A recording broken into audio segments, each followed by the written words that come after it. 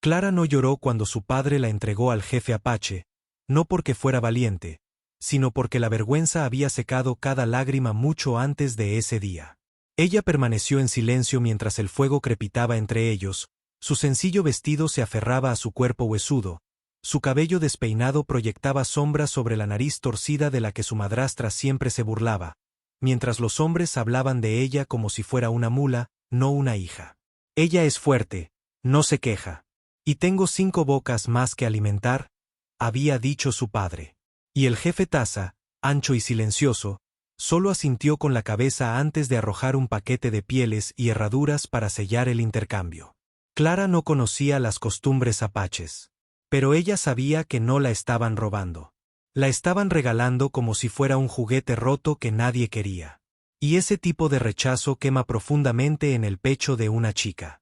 Ella esperaba que la arrastraran o la golpearan hasta obligarla a obedecer, pero Taza no hizo nada. Él simplemente le entregó una manta e hizo un gesto hacia su caballo con algo cercano a la gentileza. En el camino, él cabalgaba hacia adelante, sin mirar nunca atrás. Y Clara la siguió, entumecida, con su mente dando vueltas en recuerdos del disgusto de su padre, de la gente del pueblo susurrando que ningún hombre la querría, de niños pequeños riéndose cuando ella pasaba caminando con sus hombros caídos y su piel superficial. Sin embargo, a cada milla que avanzaba por el desierto, algo extraño se agitaba. No era exactamente miedo, ni tampoco esperanza, sino una clara conciencia de que finalmente había dejado atrás a todos los que alguna vez le dijeron que no merecía ser amada. Cuando llegaron a un claro tranquilo junto a un arroyo al atardecer, Taza se detuvo, desmontó y la miró. No a través de ella, no más allá de ella, sino hacia ella. Y el silencio en su mirada la puso nerviosa más que cualquier bofetada. Clara se quedó allí agarrando la manta y susurró, «¿Por qué no dijiste nada?» Y aunque no respondió, se arrodilló y comenzó a hacer fuego entre ellos. No para controlarla, ni para intimidarla, sino para mantenerla caliente, y algo en su pecho, largo, congelado y enroscado, se movió ligeramente hacia la vida. Clara había esperado manos ásperas y órdenes gritadas en una lengua que no podía entender, pero en lugar de eso, se encontró despertando con el olor a maíz asado y el sonido del agua fluyendo más allá de su campamento. Y cuando se sentó debajo de la manta de lana, vio a Taza ya de pie, arrodillada junto al arroyo, lavando una tira de carne de ciervo con movimientos lentos y practicados. Él levantó la mirada una vez, la miró a los ojos y asintió. No la mando, no la despido, solo la reconozco. Y se sintió tan extraño que Clara miró hacia otro lado, avergonzada de cómo reaccionó su corazón ante el primer indicio de decencia humana en años. En casa, incluso sus hermanos pequeños imitaban las burlas de su padre, llamando la cara de cuervo cuando mamá no estaba escuchando. Y ahora allí estaba ella con un hombre al que su gente llamaba salvaje, pero que no había levantado ni una sola vez la voz ni la mano. Más tarde, a medida que se adentraban en las colinas, ella empezó a notar cómo otros miraban a Taza cuando pasaban por pequeños asentamientos apaches, algunos con respeto, otros con miedo, y se dio cuenta de que él no era un hombre cualquiera, sino alguien que tenía peso, alguien a quien otros seguían. Hablaban pocas palabras, sobre todo gestos y miradas, pero no había crueldad en sus silencios, solo paciencia. Y cuando ella tropezó al cruzar un arroyo, él la tomó del brazo y la estabilizó con firmeza, pero con suavidad, y Clara se encontró parpadeando para contener un sollozo, no de dolor, sino de lo extraña que se sentía la ternura. Esa noche le entregó una bolsa tejida llena de hierbas y le hizo un gesto para que la colocara debajo de su estera para dormir. Cuando ella parecía confundida, él simplemente murmuró, «Sueña bien», en un inglés entrecortado, y esa pequeña amabilidad destrozó algo dentro de ella. Por primera vez desde que murió su madre, Clara se permitió llorar. No por rechazo, sino por la dolorosa constatación de que ese hombre que no le debía nada la trataba como a una persona valiosa. Ella no entendía lo que era para él. Ni una esposa en el sentido en que su pueblo lo entendía, ni tampoco una esclava. Y mientras yacía bajo las estrellas, se preguntó qué clase de hombre aceptaba a una muchacha no deseada como regalo, y sin embargo, no pedía nada a cambio, y por qué, en presencia de un hombre así, se sentía más vista que en toda su vida en casa. Los días se hicieron más cálidos, el camino más áspero, pero las piernas de Clara se volvieron más firmes y al final de la primera semana, ya no tropezaba detrás de Taza. Ella caminaba a su lado. A veces lo suficientemente cerca para percibir el olor a humo de pino en sus trenzas, a veces quedándose justo atrás para observar con qué confianza se movía a través de una tierra que parecía respirar con él. Ella no habló mucho, todavía no estaba segura de si podía hacerlo, pero él había comenzado a señalar hierbas, a nombrar animales con su voz profunda y mesurada y a mostrarle que bayas no debía comer. Una tarde, al pasar junto a una cresta de piedra roja, se encontraron con un jinete, de complexión irregular pero más joven, arrogante y armado con un arco colgado a la espalda. Clara no captó toda la conversación, pero el tono del chico era burlón. Su mirada se dirigió a ella con una sonrisa burlona, y luego volvió a Taza con una pregunta que no necesitaba traducción. El estómago de Clara se retorció cuando el joven se rió. Feo, agudo y murmuró algo mientras se alejaba. Pero Taza no se inmutó y no habló. Se quedó allí simplemente un momento más, con la mandíbula apretada, y luego reanudó su caminata. Esa noche, mientras acampaban bajo una cornisa, Clara finalmente preguntó, ¿creen que soy su castigo? Y su voz se quebró antes de poder detenerla. Taza la miró durante un largo rato, luego metió la mano en su bolso y sacó un peine de madera tallada, colocándolo en sus manos. Mi madre me hizo esposa, dijo lentamente, con un marcado acento, pero con un significado claro. Pero ella nunca regresó. Murió antes de que me casara. Clara miró fijamente el peine, cuya suave curva se ajustaba a su palma como si hubiera esperado años a que lo sostuviera, y sintió que se le cerraba la garganta mientras algo viejo y amargo dentro de ella se abría. Podrías haberme rechazado, susurró sin levantar la vista. Pero Taza respondió simplemente, tus ojos estaban tristes. No rechazo la tristeza. Esa noche, mientras se pasaba el peine por su cabello enredado bajo la luz del fuego, Clara no se sentía bonita. Aún no. Pero sentía que tal vez, solo tal vez, ser fea nunca fue la verdadera razón por la que nadie se había quedado. Quizás nadie había sabido verla hasta ahora. La primera vez que Clara se rió, ambos se sobresaltaron. Ella tropezó con una raíz mientras recogía leña y aterrizó en un montón de agujas de pino. Y cuando levantó la vista y vio a Taza reprimiendo una extraña sonrisa torcida, lo absurdo de todo, ser una muchacha intercambiada en tierras apaches, con el cabello lleno de ramitas y el rostro tranquilo e ilegible, estalló en una risa aguda y clara que resonó entre los árboles. Por un momento, Taza se quedó mirando fijamente. Y luego él también se rió, lentamente. No fuerte, no largo, pero real. Y algo entre ellos cambió nuevamente. En los días que siguieron, el silencio entre ellos se volvió cómodo, casi de compañía, y Clara comenzó a imitar sus señales con las manos para indicar agua, fuego y comida, sintiéndose orgullosa de cada cosa nueva que aprendía. Una tarde, mientras ella lo ayudaba a despellejar un conejo que él había atrapado, él observó sus manos y dijo, no eres débil. Y aunque no fue un cumplido como los habituales, la afectó más profundamente que cualquier adulación. Pero la paz es frágil en un mundo construido sobre el dolor. Y todo se rompió al día siguiente cuando llegaron a un pequeño pueblo apache situado en la curva de un cañón. Las mujeres se quedaron mirando, algunas susurrando detrás de sus cabezas, y un hombre mayor se acercó a Taza con palabras cortantes y ásperas.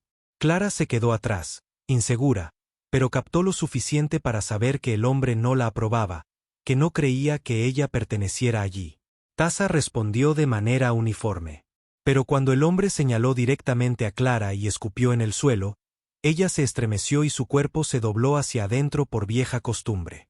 Ella esperaba que Taza permaneciera en silencio como siempre, pero en lugar de eso, dio un paso adelante, con la mandíbula apretada, y habló con tanta autoridad que incluso el anciano dio un paso atrás. Clara no entendió las palabras, pero el efecto fue claro. Taza la había reclamado no como una carga, sino como alguien que merecía la pena defender. Esa noche, mientras acampaban en las afueras del pueblo, Clara se sentó junto al fuego y susurró, ¿por qué sigues haciendo eso, defendiéndome? Y durante un buen rato dijo, nada. Solo atizó el fuego con un palo hasta que finalmente murmuró, porque nadie defendió a mi hermana tampoco, y ella se quebró. Clara lo miró. Entonces lo vio realmente y comprendió que ambos eran restos de cosas que otros habían descartado. Pero allí, en la naturaleza, sus fragilidades comenzaban a encajar. Abandonaron el pueblo al amanecer.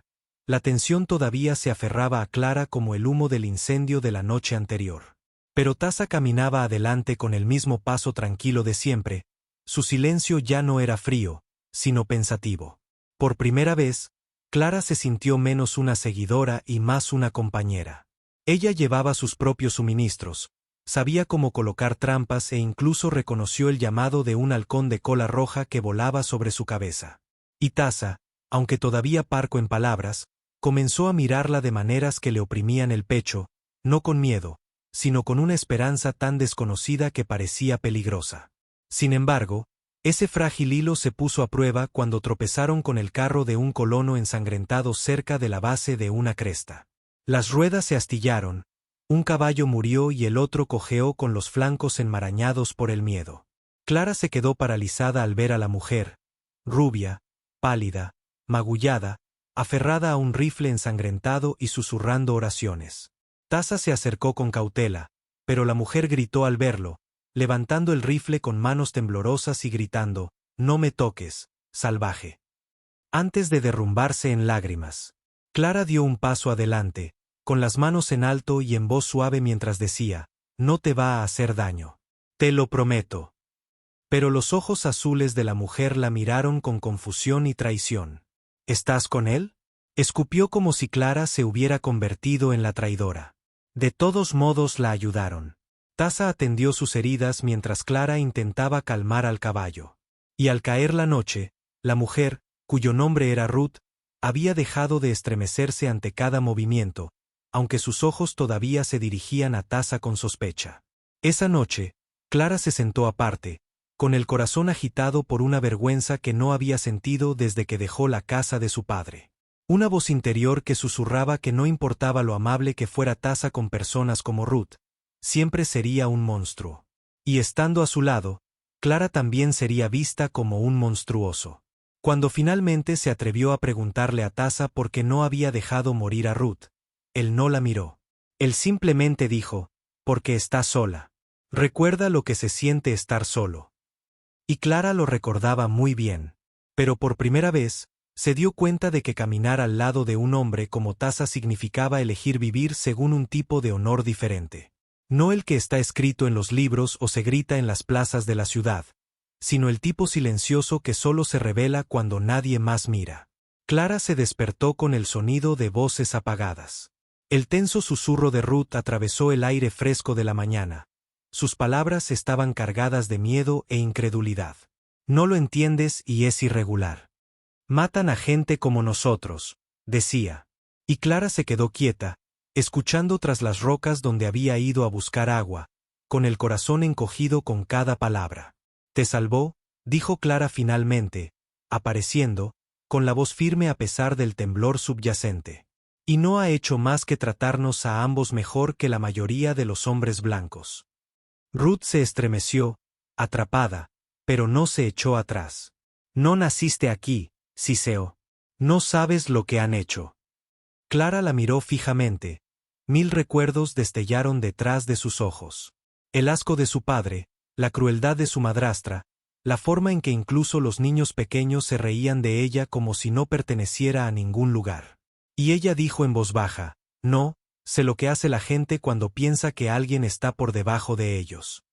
Más tarde, cuando retomaron su viaje hacia un cercano puesto militar, que Ruth insistió que existía, Clara caminó un poco más lejos de Taza, con la culpa anudándose en el pecho, no porque dudara de él, sino porque odiaba esa parte de ella que todavía temía como los verían los demás juntos. Al mediodía llegaron a la cima de la colina que Ruth había descrito.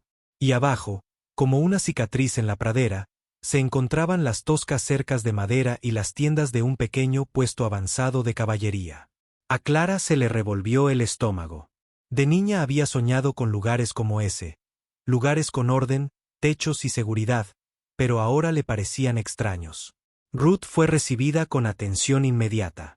Los soldados salieron corriendo con camillas y preguntas, sus ojos escaneando el vestido de Clara y su rostro manchado de tierra antes de posarse fríos y hostiles en Taza.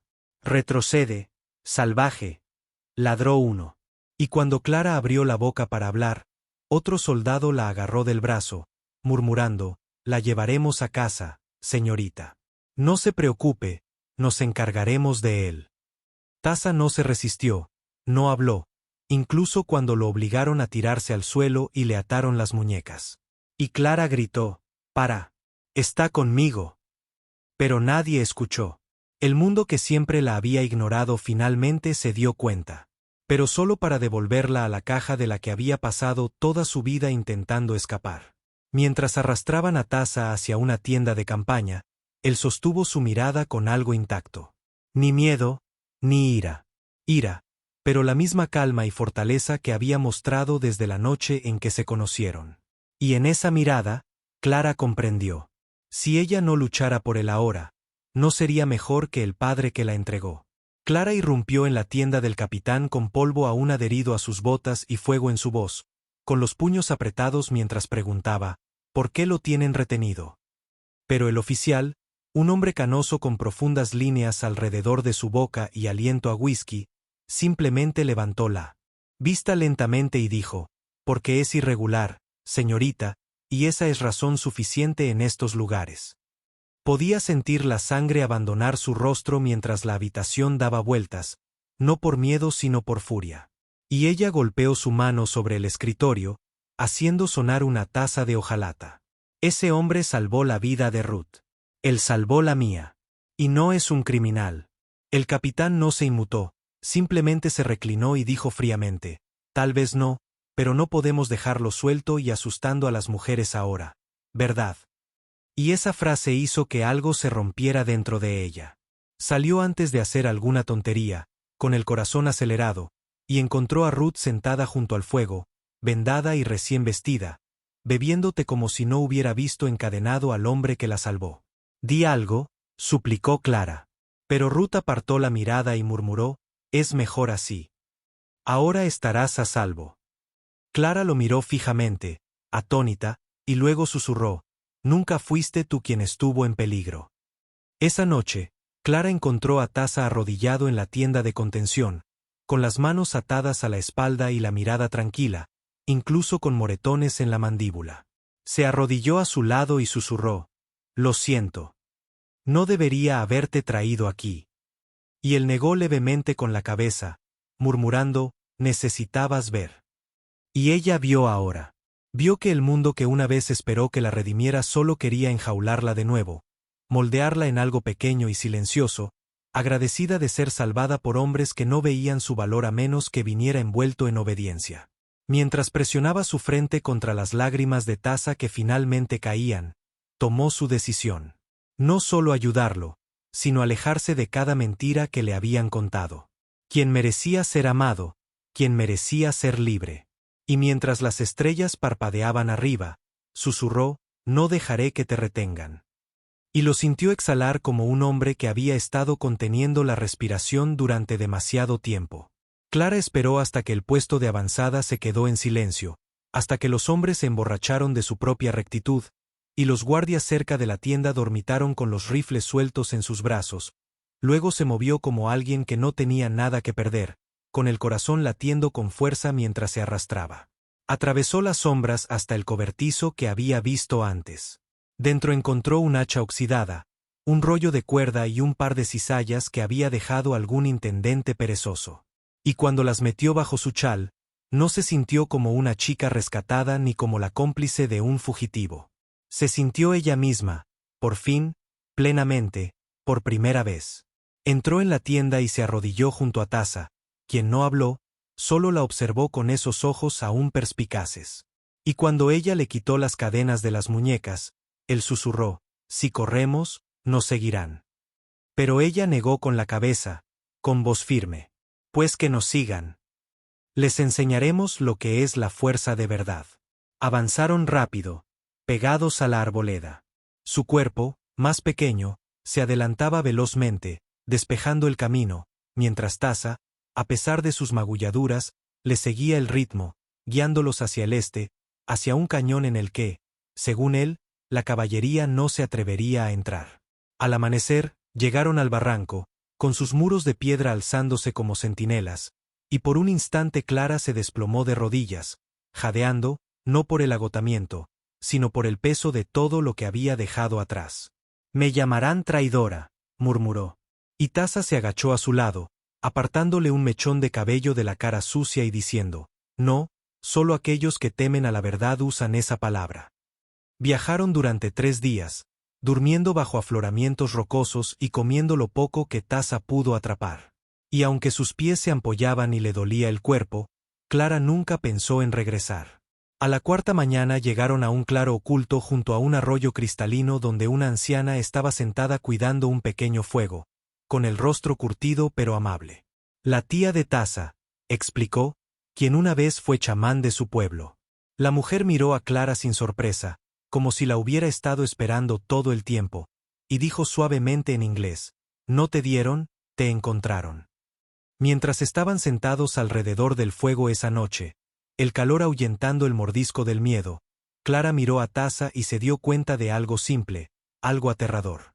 Ella lo amaba.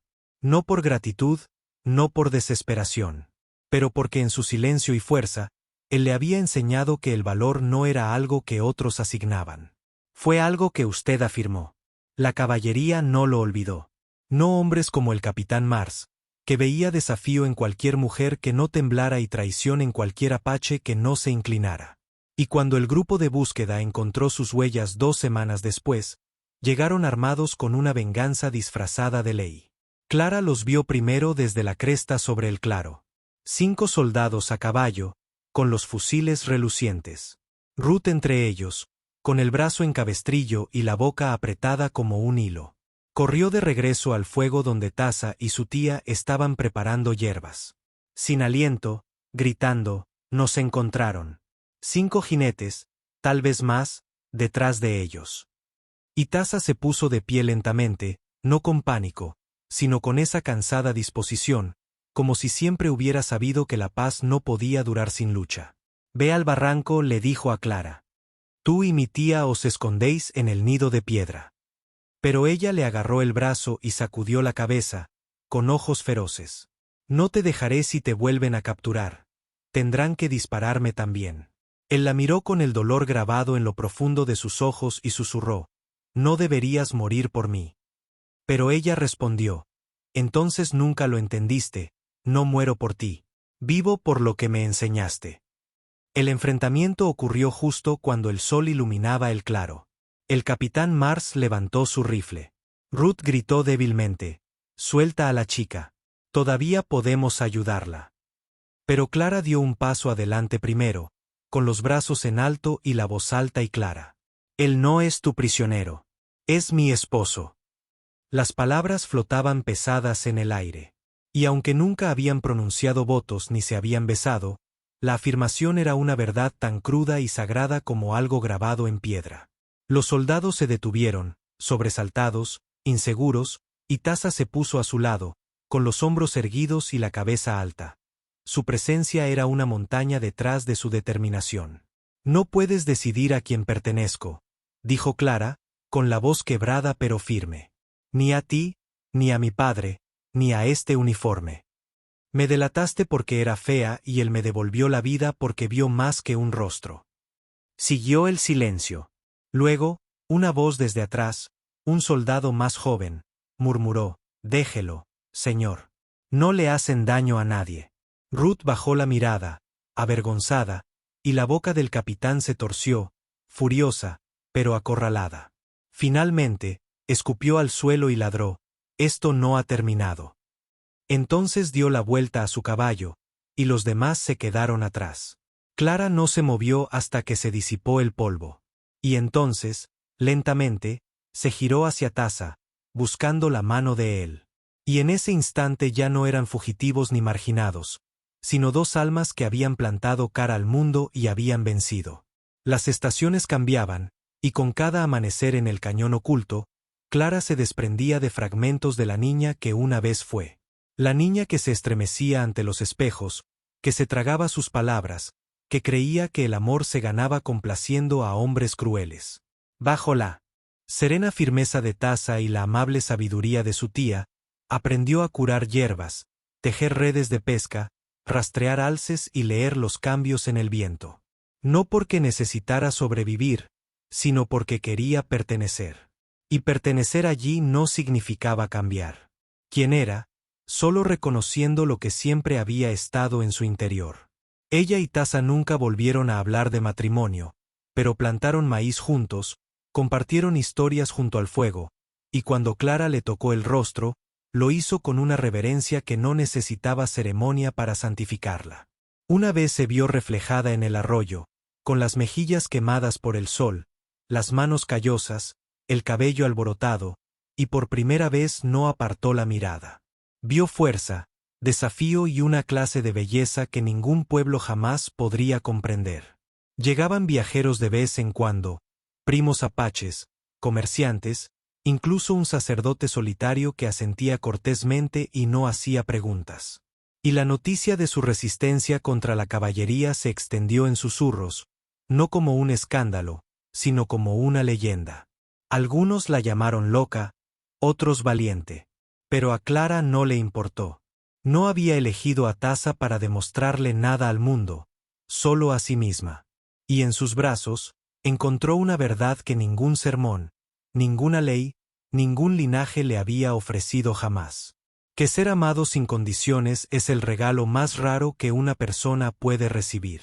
Cuando murió su padre, sin amanecer, amargada, sola, Clara no sintió satisfacción, solo una silenciosa liberación, como el último aliento tras un dolor prolongado. Celebró el día plantando flores silvestres cerca del arroyo. No por él, sino por la chica que solía ser, la que él no podía romper, por mucho que lo intentara. Y mientras observaba los pétalos bailar al viento, Taza se acercó por detrás, envolviéndola en la misma manta que le había ofrecido junto al fuego aquella primera noche, y susurró: «Nadie volverá a entregarte». Clara se inclinó hacia él, con los ojos cerrados, y sonrió, no porque todo hubiera sanado, sino porque lo que importaba había vuelto a crecer con fuerza, arraigado en el amor, y finalmente era completamente suyo. Por favor, dale a me gusta, comparte y suscríbete para apoyar más historias sinceras sobre historias dejadas atrás.